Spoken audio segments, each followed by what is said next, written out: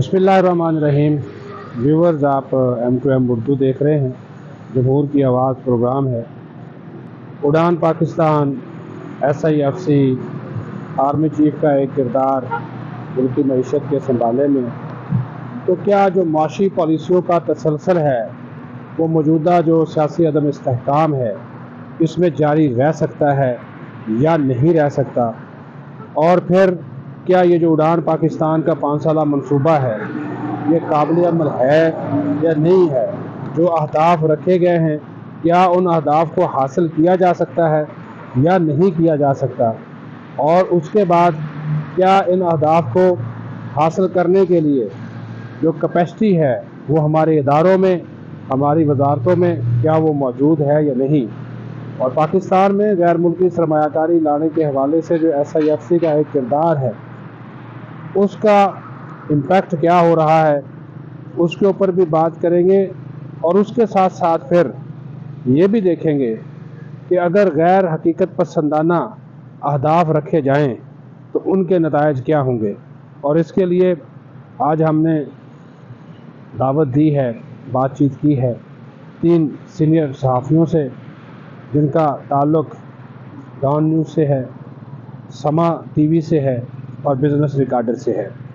सबसे पहले बात करते हैं और इस उड़ान पाकिस्तान प्रोग्राम के चीदा चीदा जो नुकात हैं उसके बारे में गुफ्तगू करते हैं सीनियर सहाफ़ी समा TV के शकील अहमद से। शकील साहब जो है वह फ़िनांस, मनसूबाबंदी, कॉमर्स की जो बीट्स हैं वो कवर करते हैं।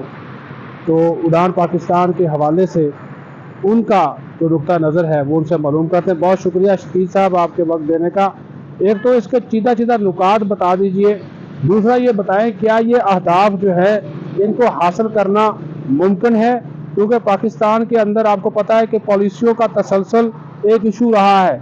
कल ही हुकूमत ना रही तो इस उड़ान पाकिस्तान प्रोग्राम का जो है वो क्या बनेगा, तो इस बारे में ज़रा बताइएगा। 5 साल के लिए अनाउंस किया गया है। बड़े एम्बिशियस किस्म के टारगेट हैं। पहले एक वीडियो हम कर चुके हैं, इसके ऊपर मैं आपको बता चुका हूँ बड़े अहदाफ क्या हैं। एक दफ़ा रिपीट करते हैं थोड़े से जो टारगेट्स हैं। 2035 तक पाकिस्तान की जो इकानमी का साइज़ है उसको मौजूदा 374 अरब डॉलर से बढ़ाकर 1 ट्रिलियन डॉलर यानी 1000 अरब तक ले जाने का प्लान है। और उसके बाद एक वहाँ और फिगर बताया गया कि 2047 जब पाकिस्तान 100 साल का हो जाएगा तो पाकिस्तान की इकानमी का साइज़ जो है वो उस वक्त 3 ट्रिलियन डॉलर होना चाहिए। ये वहाँ पे एक प्रपोजल थी, बताया गया। और इसमें दीगर जो बड़े अहदाफ है उसमें GDP ग्रोथ जो है अगले 5 साल में मौजूदा 2.5% से बढ़ाकर 6% करने की तजवीज़ है, यह हदफ है। पर कैपिटा इनकम जो है मौजूदा 1680 से 2405 अरब डॉलर तक ले जाएंगे। फिर इन्फ्लेशन रेट है 23.5% से कम करके 6.2% पे आएगा।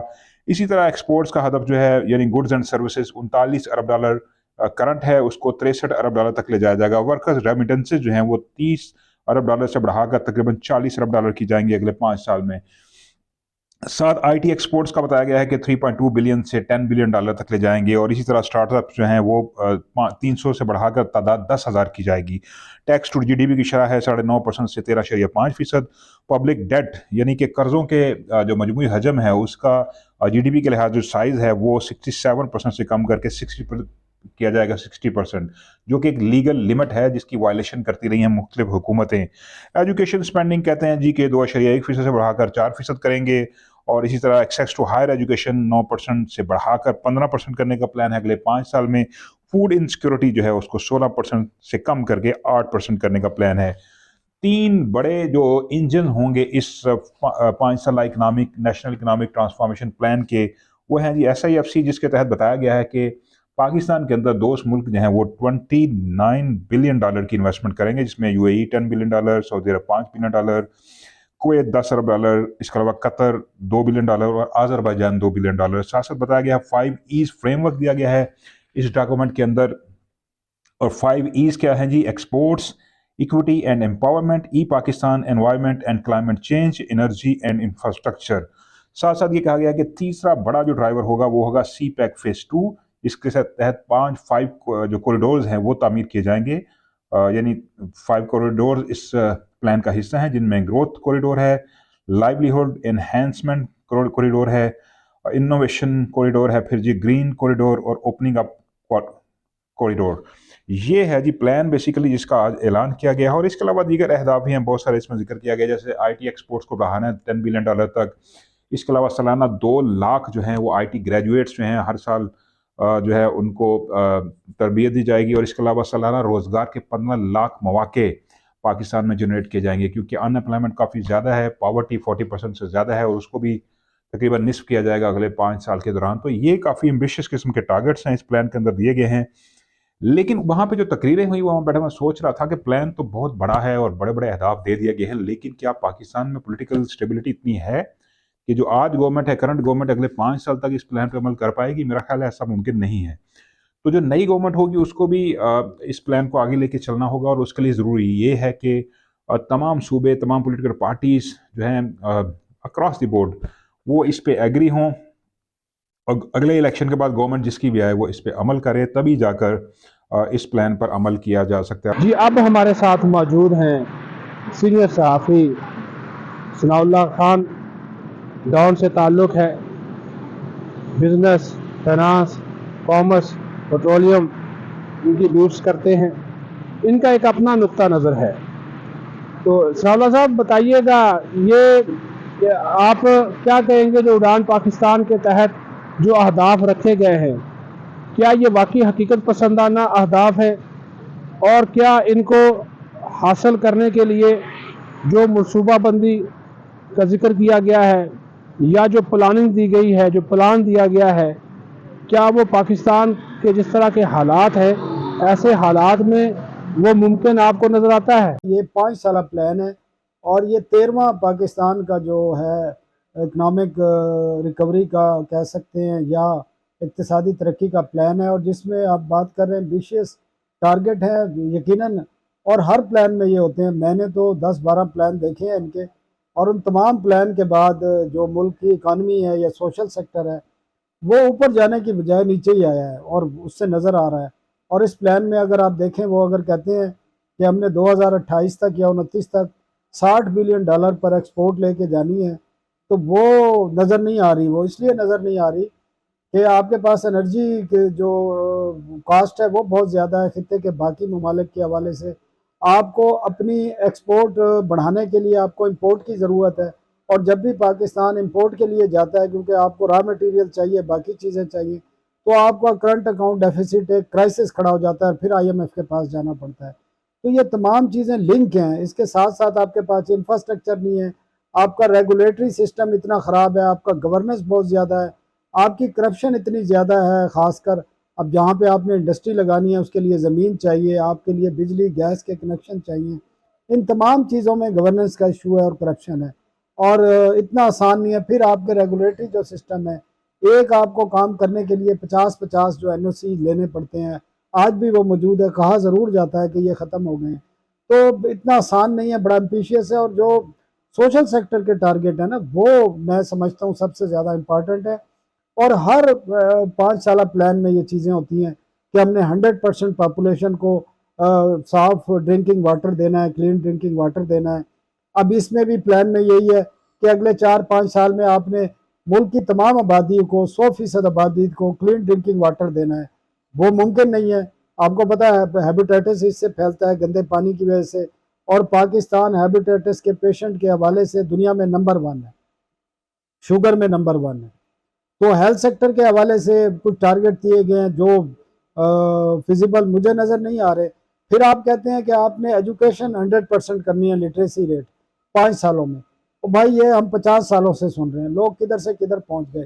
तो ये एम्बिशियस प्लान है, और मुझे नहीं लगता कि पाकिस्तान जहां पर जो पॉलिटिकल सिचुएशन इस किस्म की है, पॉलिटिकल एक क्राइसिस है जो नज़र नहीं आ रहा कि इतनी जल्दी ख़त्म होगा, फिर आपकी जो सिक्योरिटी की सिचुएशन है, फिर आपका इंफ्रास्ट्रक्चर है, फिर आपकी रेगुलेशन है, फिर आपकी जो रीजनल सिचुएशन है, एक साइड पे वेस्ट में आपके अफगानिस्तान है, ईस्ट में आपके इंडिया है, फिर जो एक इंटरनेशनल लेवल पर एक क्राइसिस है जो चीन और अमेरिका के दरमियान एक टेंशन है, उससे पाकिस्तान में जो चाइना के जो इंटरेस्ट हैं वो किस तरह मुतासर हो रहे हैं, चाइनीज़ यहाँ जो लोग काम कर रहे हैं उनकी सिक्योरिटी के क्या ख़तरात हैं। तो बड़े चैलेंजेस हैं।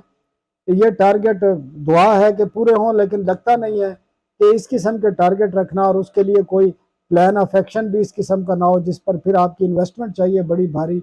तो ये तमाम चीज़ें हैं जो मुझे डाउट लगता है कि ये प्लान इस सिचुएशन में जो मौजूदा हालात हैं जो मैं आपको बता रहा हूँ उसमें ये टारगेट पूरे हो सकते हैं। और अब हम बात करेंगे नवीद सिद्दीकी साहब से।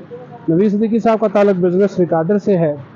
तो नवीद सिद्दीकी साहब, आप बताइएगा, हुकूमतें आती हैं चली जाती हैं, लेकिन हमारे यहाँ होता ये है कि जो भी नई हुकूमत आती है वो अपने मंसूबे लेकर आ जाती है। दूसरा, आप ये बताइएगा कि जो SIFC है उसका जो अब तक का किरदार है और उसमें जो आर्मी चीफ का किरदार है, क्योंकि आर्मी चीफ हर मुआशी हवाले से होने वाली मीटिंग में मौजूद होते हैं, उनका जो किरदार है मुल्क की मईशत को मुस्तहकम करने के हवाले से, और SIFC किस तरह उड़ान पाकिस्तान प्रोग्राम को मजबूत बनाने में अपना किरदार अदा कर सकती है, इस हवाले से ज़रा हमें बताइएगा। पॉलिसीज़ का जो तसलसल है, कंटिन्यूएशन, वो बहुत बड़ा हमेशा से मसला रहा है, क्योंकि अब जो बात हो रही है चार्टर ऑफ इकोनॉमी की, चार्टर ऑफ इकोनॉमी के ऊपर पहले चार्टर ऑफ डेमोक्रेसी था। वाकई ऐसी बात है, और ये PDM की गवर्नमेंट में या जब PTI की गवर्नमेंट थी उस वक्त भी नवाज शरीफ ने यह बात कही थी कि चार्टर ऑफ इकोनॉमी होना चाहिए। वाकई ये इस इकोनॉमी के ऊपर तमाम जमातों को एक होना चाहिए। आज एक तख्ती लगती है, एक पुल के ऊपर गवर्नमेंट ख़त्म, वो तख्ती हटा के उसी के ऊपर दूसरी लगा दी जाती है। तो पॉलिसीज़ सेम रहनी चाहिए as far as the economic और फाइनेंशियल इशूज़ आर कंसर्न, तो उससे मामलात ठीक हो जाएंगे और तमाम पार्टियों को इकट्ठा होना पड़ेगा। पॉलिसी के तसलसल इस वक्त बहुत ज़्यादा ज़रूरी है। पूरी दुनिया में देखें, एक वक्त था जब नवाज शरीफ साहब आए थे 90s में, उस वक्त उन्होंने एक मंसूबा बनाया था। वो कहते हैं कि वो मंसूबा, उसके ऊपर पाकिस्तान ने अमल दरामद नहीं किया, तो साउथ कोरिया ने इसके ऊपर अमल दरामद करते हुए साउथ कोरिया एक बहुत बड़ी पावर बन गया। वियतनाम के एम्बेसडर से मेरी बात हुई, उसका कहना था कि हमने पाकिस्तान का एक विजन था, प्लानिंग थी, हमने वो कॉपी की और हम कहाँ से कहाँ पहुंच गए। खरबों डॉलर उनके रिजर्व्स हैं, हम कहाँ हैं? अब हम एक अरब डॉलर के लिए कितने कितने कंप्रोमाइजेस कर रहे हैं। तो इस चीज़ के लिए हमें पॉलिसीज़ के तसलसल के लिए काम करना पड़ेगा। चार्टर ऑफ इकोनॉमी वक्त की बहुत ज़रूरत है। सबको मिल बैठ के एक इशू के ऊपर यह है कि ये अनटचेबल है, इसे टच न करें, और बाकी के ऊपर जितनी भी सियासत करना है वो करते रहें। अब देखें, अस्करी जो क़यादत है, अगर हम माजी की देखें, PTI की जो गवर्नमेंट थी, बाजवा साहब थे, उसके से पहले राहील शरीफ साहब थे, उसके बाद फिर अब नए आर्मी चीफ हैं। तो जनरल आसिम ने भी वाकई बहुत सिंसियरिटी के साथ कोशिशें की हैं, और इससे ये साबित है। आप देखें, SIFC बना निगरान गवर्नमेंट में, और SIFC के ज़रिए अब मुल्क की जो टूरिज्म है वो ऊपर जा रही है, एग्रीकल्चर है उसमें बहुत ज़्यादा इन्वेस्टमेंट आ रही है। जो गल्फ कंट्रीज़ हैं, ज़ाहिर है पाकिस्तान जब फंसा, IMF का बेल आउट, जो एक्सटेंडेड फंड फैसिलिटी $7 बिलियन का जो पैकेज था, वो सिर्फ और सिर्फ आर्मी की क़यादत से हुआ, क्योंकि यहाँ तो इन्हें पता ही नहीं था। वो क्यों हुआ? क्योंकि UAE ने हमारे साथ जो रोल ओवर था उसके ऊपर मदद की, सऊदी अरब ने, चाइना ने, तो उनके रोल ओवर प्लेजेस की वजह से IMF फिर राजी हुआ, और वो जो रीशेड्यूलिंग हुई उससे $7 बिलियन की बचत हुई। अब एग्रीकल्चर में गल्फ कंट्रीज इन्वेस्ट कर रही हैं, चाइना के साथ CPEC फेज 2 शुरू होने जा रहा है। अब तो जाहिर है एक वाहिद ऐसा इदारा है, लोग अच्छा कहें या तनकीद करें, मगर फौज जो है वो इकट्ठी है, डिसिप्लिन है। तो जब भी सिविलियन गवर्नमेंट फंसती हैं तो जाहिर है उन्हें कहा जाता है, जाहिर आजकल प्राइम मिनिस्टर भी कह रहे हैं कि आर्मी चीफ की कोशिशों की वजह से, तो जाहिर है वो ऑन टॉस रहते हैं हर वक्त। तो स्पेशली गल्फ कंट्रीज जो हैं, अरब कंट्रीज, वहाँ से जो इन्वेस्टमेंट इस वक्त आ रही है तो वो इन्हीं की कोशिशों की वजह से है। तो SIFC से अब ये फ़ायदा है कि तमाम चीज़ें इकट्ठी हो गई है, वन विंडो हो गया है, तो इससे जो अरबों डॉलर की इन्वेस्टमेंट कह रहे हैं आइंदा कुछ सालों में, वो इसी की वजह से मुमकिन होगी।